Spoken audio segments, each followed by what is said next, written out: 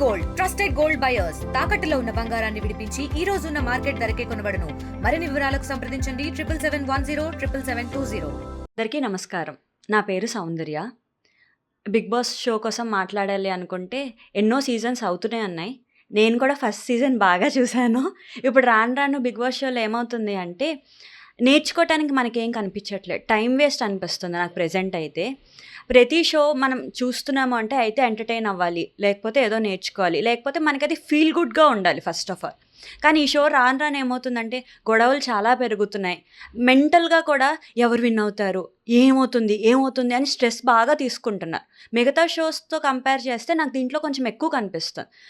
చాలామందికి ఇది ఇష్టపడే వాళ్ళు ఏమనుకుంటారంటే ఏముంది మిగతా షోస్లో కూడా స్ట్రెస్ తీసుకుంటున్నాం కదా, ఈ ఒక్క షోని ఎందుకు క్రిటిసైజ్ చేస్తున్నారు అనుకోవచ్చు.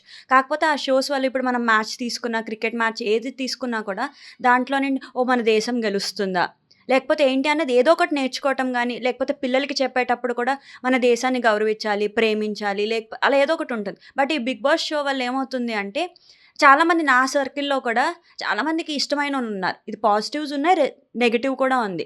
బట్ మ్యాక్సిమం అన్నది నెగిటివ్గానే నేనైతే ఫీల్ అవుతున్నా. నా పర్సనల్ ఒపీనియన్ అయితే మనం ఏది చూసినా కూడా, లేదంటే పిల్లలకి చూపించినా కూడా దానికంటూ ఒక యూస్ఫుల్నెస్ ఉండాలి. ఒక మోరల్ కానీ, లేకపోతే ఇది నేర్చుకోవాలి, లేకపోతే ఇది చూస్తే నేను ఎంటర్టైన్ అవుతున్నా, నవ్వుకుంటున్నా అన్నది తెలుసుకుంటేనే అది ఒక ఇంటికి కానీ, ఒక చూసిన ఎన్విరాన్మెంట్కి కానీ అది చాలా మంచిది అవుతుందని నా పర్సనల్ ఒపీనియన్.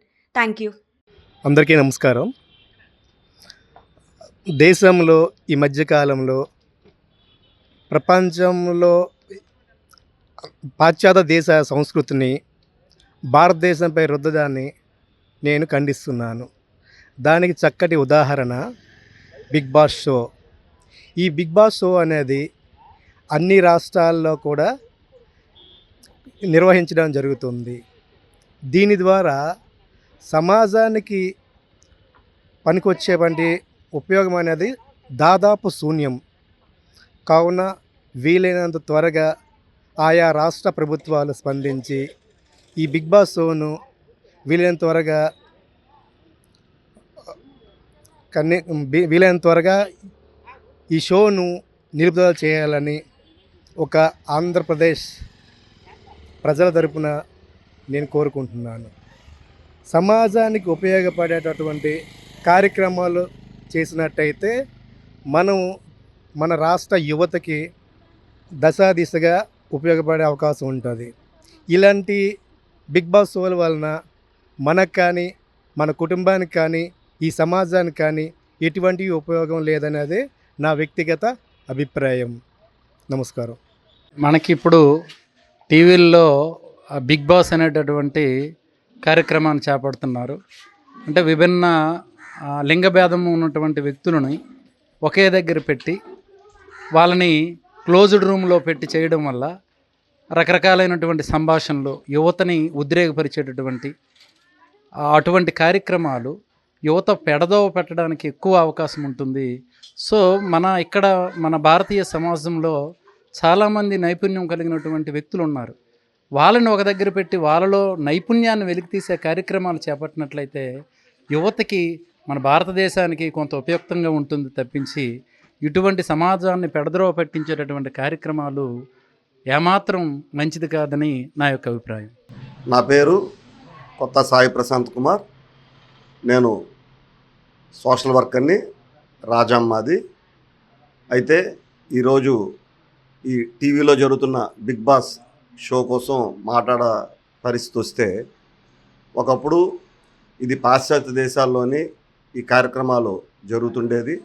అప్పట్లోనూ కూడా ఇది సంస్కృతి సాంప్రదాయాలకి చేటు తెస్తుంది అనే భావం ఉండేది. అది అలాగా మన భారతదేశంలోని హిందీలో ముందు స్టార్ట్ అయ్యి ఈరోజు అన్ని భాషల్లో కూడా వచ్చింది. మనం ప్రతిరోజు చూస్తున్నాము, ఏదో షోలోని బిగ్ బాస్ పలానా భాషలోని ఈ విధమైన గొడవ జరిగింది అంటూ మనం వింటున్నాము. అయితే అసలు విషయానికి వస్తే మనది భారతదేశం సంస్కృతి సాంప్రదాయాలకు పుట్టినిళ్ళు. స్త్రీకి ఇచ్చే గౌరవం స్త్రీకి ఇవ్వాలి, పురుషుడు బాధ్యతగా పురుషుడు మెలగాలి.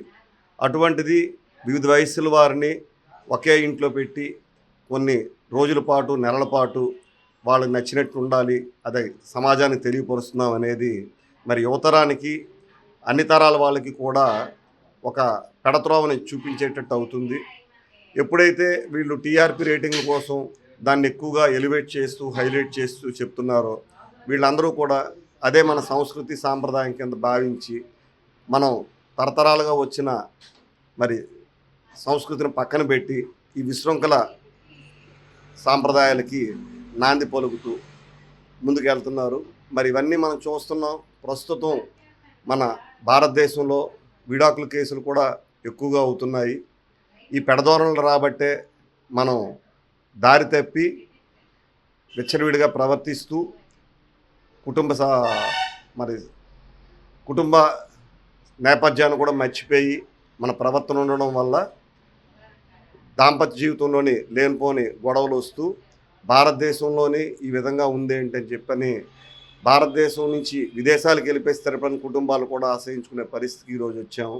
అంచేత పెద్దలందరూ మరొకసారి ఆలోచించి ప్రోగ్రాంలు అనేవి ఏవైనా చేసుకోండి, కానీ సంస్కృతి సాంప్రదాయాలకు చేటు తెచ్చే విధంగా ఉండకూడదు.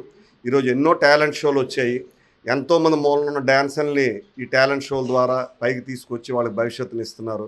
ఎంతోమంది సింగర్స్ని బయటికి తీసుకొచ్చి ఈ ప్రోగ్రామ్స్ ద్వారానే వచ్చి ఈరోజు ఎంతోమంది మన గాయకులు తయారయ్యారు, కొత్త డ్యాన్సర్లు వచ్చారు. కానీ ఈ ఒక్క షో ద్వారానే ఎక్కువగా విమర్శలు వస్తున్నాయి కనుక మరి అందరూ కూడా ఈ విషయం ఆలోచించి మనకి ఇది మంచా చెడా అంటే నా ఉద్దేశం అయితే మంచి కాదు చెడు, కానీ ఎక్కువ మంది అభిప్రాయం ఏదో చూసుకొని మన భారతదేశానికి ఇది పనికిరాదని భావిస్తే అన్ని వేదికల ద్వారా ఈ విషయాన్ని తెలియజెప్పి ఇలాంటి కార్యక్రమాలని కొనసాగింపును ఆపాలని చెప్పని ఆకాంక్షిస్తున్నాను. ఈరోజు ఈ బిగ్ బాస్ ప్రోగ్రాం అనేది మన రాష్ట్రంలో కాదు ఇతర రాష్ట్రాల్లో కూడా వస్తుంది. అయితే సమాజానికి మెసేజ్ అంటూ ఏమీ లేదు, ఇది శూన్యం.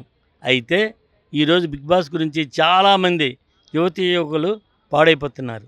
వాళ్ళని ఒక 10 మందిని, అటు 10 మంది లేడీస్ 10 మంది జెంట్స్ 10 మందిని ఒక రూమ్లో పెట్టి వాళ్ళతో ఏవో డిస్కస్ చేసి అనేక రకమైన అసభ్య మాటలతో చేస్తున్నారు. మరి ఇలాంటిది మన సమాజానికి మన రాష్ట్రానికి అవసరమా? ఇలాంటి కార్యక్రమాలని బంద్ చేయడం ఉత్తమం. ఎందుకంటే మన సమాజానికి, ప్రజలకి, యూత్కి ఏదో ఒక మంచి మెసేజ్ ఇచ్చే కార్యక్రమాలు ఉంటే మనం చక్కగా చూస్తారు అందరూ. ఇప్పుడు మేమైతే బిగ్ బాస్ని హేట్ చేస్తూ బిగ్ బాస్ కార్యక్రమాన్నే చూడడం లేదు. చరిత్ర సృష్టించినోడు ఇప్పుడు ఆ చరిత్రని తిరగరాయబోతున్నాడు. అబద్ధాల గోడల్ని బద్దలు కొట్టి నిజాలను రాగా మీ ముందుంచబోతున్నాడు. నిజమైన వార్తల కోసం వెంటనే డౌన్లోడ్ చేసుకోండి రా యాప్ని.